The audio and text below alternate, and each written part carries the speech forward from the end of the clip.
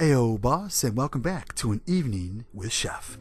Today Chef is going to show us how to make his classic fried chicken balls. Oh, I'm just told by HR they are fried chicken spheres. Apparently we don't want to get demonetized, and since we're bringing in about 500,000 views per video, we don't want that to happen. So we want to be correct on our lingo. So go ahead and turn the lights down low and light some candles. Pour a glass of wine if you're of age, and get ready to spend an evening with Chef. Let's go ahead and watch him play with his balls. I mean spheres. And get cooking. So go ahead and get your ground chicken, and Chef's just going to throw a little bit of salt and pepper on this. But he did say you can use turkey or pork, something different if you want to try. And then just take a couple moments. You're going to go ahead and just make sure all the seasoning's in there.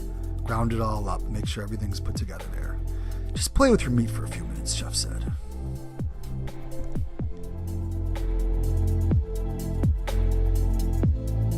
Next up, Chef's going to go ahead and get some ground cornflake crumbs and add a little smoked paprika, a little bit of garlic powder, some Italian seasoning, and a little bit of crushed Parmesan cheese. Mix that thoroughly with a fork, and all the ingredients will be down below listed, so don't worry.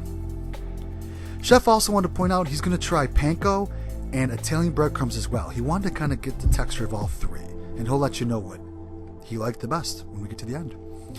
Use a small ice cream scoop, and Chef made these about the size of a golf ball, but after he was done, he said make them even smaller, like ping pong or smaller.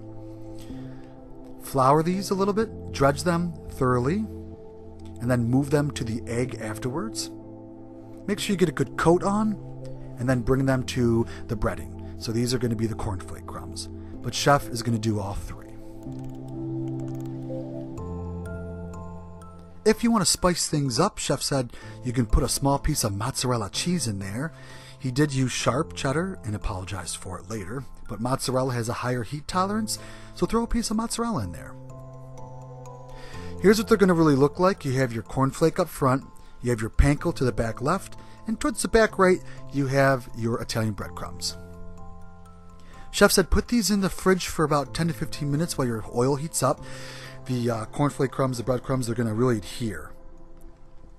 You want the oil around 330 to 350 degrees.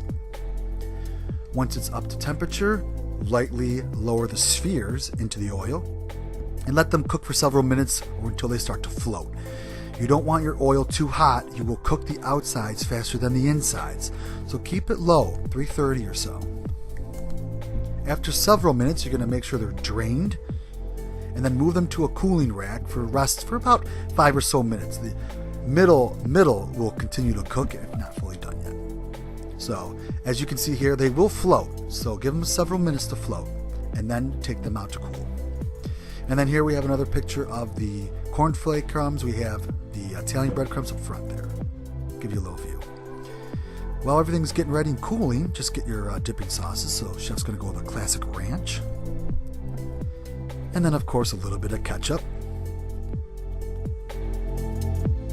And then you can plate these up.